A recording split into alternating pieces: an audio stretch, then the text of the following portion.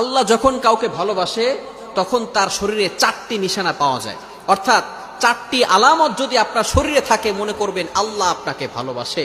4টি নিশানা।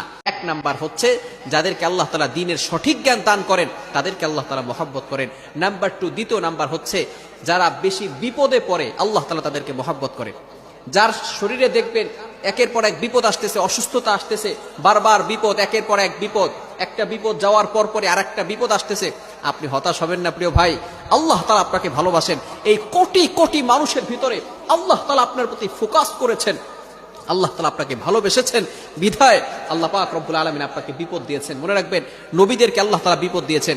ইব্রাহিম আলাইহিস সালাম খলিলুল্লাহ এবং মিল্লাত আবিকুম ইব্রাহিম, যিনি সকল মুসলিম উম্মাহের সকল মুসলমানদের পিতা এবং সকল মুসলমানদের লিডার নেতা, সুতরাং ইব্রাহিম আলাইহিস সালামকে আল্লাহ তাআলা সবচেয়ে বেশি কষ্ট দিয়েছেন।